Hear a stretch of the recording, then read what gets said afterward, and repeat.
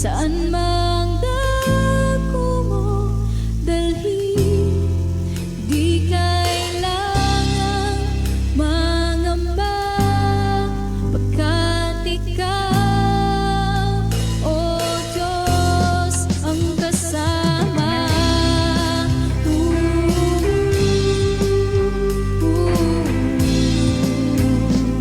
La la la la la la. Sa iyong mandato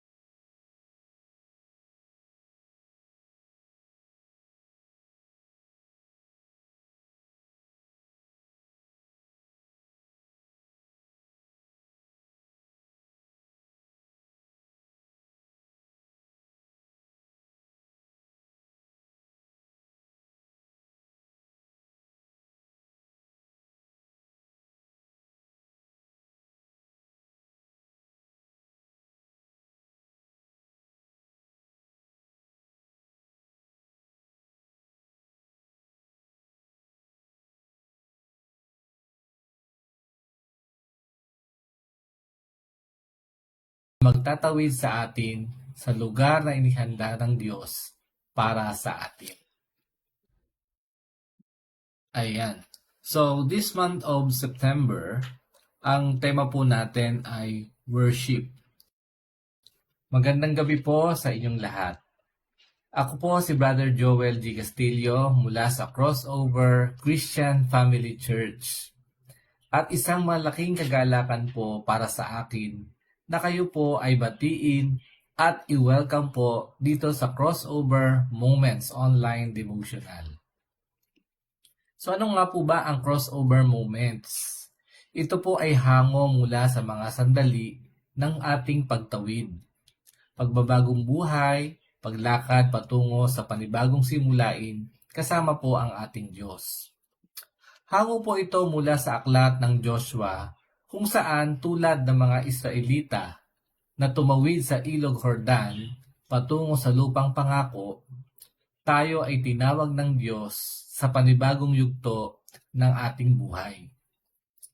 Hindi madali ang pagtawid, pero ang Panginoon ang ating patnubay at Siya ang nanguna sa atin. Kaya ngayong gabi, inaanyayahan ko po kayong maging bukas ang kanyang tinig, hayaang ang presensya niya ang magdala sa atin sa isang crossover moment na tunay na makapagbabago ng ating pananaw, puso, at landasin. So muli po, ako po si Brother Joel G. Castillo. Gawin po nating espesyal ang gabing ito para sa Panginoon. Isang pagkakataon upang tayo ay huminto sandali, makinig, at pagnilayan ang kanyang mga salita na magtatawid sa atin sa lugar na inihanda ng Diyos para sa atin. Ayan. So, this month of September, ang tema po natin ay worship.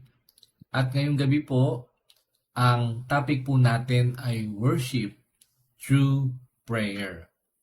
Pero bago po tayo magsimula, ay saglit po nating hingin ang gabay at patnubay ng ating Panginoon sa pamamagitan po ng ating pananalangin.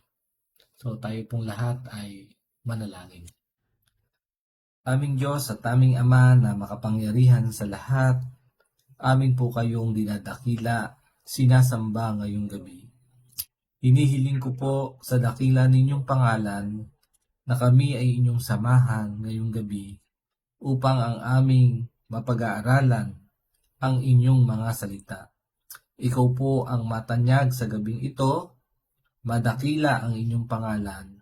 In Jesus' name I pray. Amen at Amen. So, meron po akong isang short testimony po, no? So, alam nyo po, ako po ay isang buhay na patotoo kung gaano kahalaga ang pananalangin. So, noong taong 2019 po, ako po ay nasubok ng karamdaman. Ako po ay na-stroke. Naratay po ako sa kama ng halos 1 buwan. Subalit dahil sa kabutihan at kadakilaan po ng ating Panginoon, ako ngayon ay nasa inyong harapan, bunga ng pananalangin. Kaya po ngayong gabi ay hayaan niyo po na ang salita ng Diyos ay magpapatotoo kung gaano kahalaga ang pananalangin at sa paraan pong ito ay nakakapag-worship o nakapagbibigay puri tayo sa ating Diyos. Sabi nga po sa unang Thessalonica chapter 5 verse 17, sinasabi po dito, pray without ceasing. O sa Tagalog, unang Thessalonica, maging matyaga sa pananalangin. So, ang worship through prayer po ay isang mahalagang bahagi po ng buhay espiritual ng isang tao. Dahil ito po ay nagbibigay ng pagkakataon upang makipag-usap sa Diyos at makatanggap ng kanyang gabay at tulong. So gayon din po ay isang paraan po ng pagsamba sa Diyos sa pamamagitan ng pananalangin. Ito po ay isang paraan ng pakikipag-usap sa Diyos na kung saan ang isang tao po ay nagpapahayag ng kanyang pagmamahal, pasasalamat, at paghingi ng gabay at tulong. Ngayon po, tatanungin ko po kayo, tuwing kailan kayo o dapat tayong manalangin? Sige nga po, ipakitype nga po sa ating chat box. Ayan. So, maraming salamat po. Ayan. So, sinasabi po sa aklat ng Lucas, chapter 18, verse 1. Isinasalaysay po ni Jesus ang isang talinghaga po upang ituro sa kanila na dapat silang manalangin at huwag mawala ng pag-asa. Sa talinghaga pong ito, tinutukoy po dito yung patungkol sa babaeng balo at sa hukom na kung saan nagpaalala po si Jesus na dapat laging manalangin gaya ng ginawa ng babaeng byuda. Kaya po ngayong gabi ay nais ko rin pong i-share sa inyo ang halaga po ng worship through prayer. So sa pamamagitan po ng worship through prayer, ay gagamitin po natin yung acronym na ACTS. Po? So una po ay yung tinatawag na adoration. So ito po yung pinupuri ang Diyos sa kanyang mga katangian tulad ng karunungan, pag-ibig, kapangyarihan, na ito po ay makikita sa Mateo chapter 6 verse 9 to 10. Yan po. So, ganito po kayo manalangin. So, Ama naming nasa langit, sambahin nawa ang inyong pangalan. Dumating nawa ang inyong kaharian, masunod nawa ang inyong kalooban dito sa lupa tulad ng nasa langit.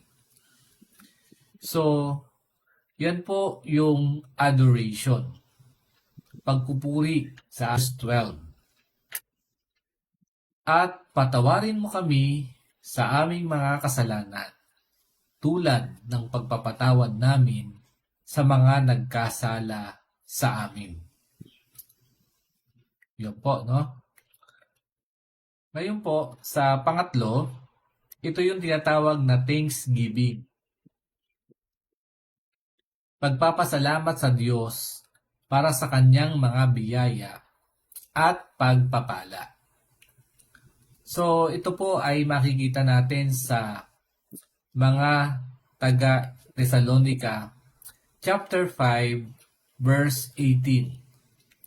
So, sabi po dito, sa lahat ng bagay ay magpasalamat kayo, sapagkat ito ang kalooban ng Diyos kay Kristo tungkol sa inyo. So, yan po yung tinatawag na thanksgiving, yung pagpapasalamat po natin sa ating Panginoon.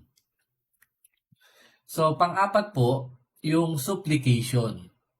Ito po yung paghingi ng tulong at gabay sa Diyos para sa pangangailangan ng sarili at ng iba.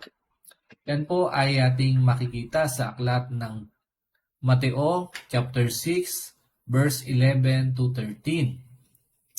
Ang sinasabi po diyan, bigyan mo kami ngayon ng aming pagkain araw-araw. At patawarin mo kami sa aming mga kasalanan tulad ng pagpapatawad namin sa mga nagkasala sa amin. At huwag mo kaming hayaang matukso, kundi iligtas mo kami sa masama. Yan po yung tinatawag po nating acts. No po? Adoration, confession, thanksgiving, at yung tinatawag nating supplication. So, at gayon din naman po, no? Meron po tayong dapat tandaan na yung pagtutok natin, no, ng ating pansin, no po, yung pagtutok po natin sa Diyos, una sa lahat ay nakakatulong po ito na mapanatili ang isang kaaya-ayang pakiramdam ng kababaang loob at pagsunod sa Kanya. So, habang pinupuri po natin ang Kanyang kabutihan at pinupuri Siya para sa Kanyang kapangyarihan, karunungan, pag-ibig, at kakayahang magdulot ng pinakamalaking kabutihan mula sa anumang sitwasyon, ito po yung tinatawag na pagpapasalamat natin sa ating Panginoon. Kaya po narito po yung ilang pang paraan kung paano po natin mai-improve yung ating worship through our prayer. So, number 1, pagsabi ng panalangin na may pagmamahal at paggalang sa Diyos. Pangalawa po, yung pag-awit ng mga awiting pagsamba. Ano po? Yung pagsamba.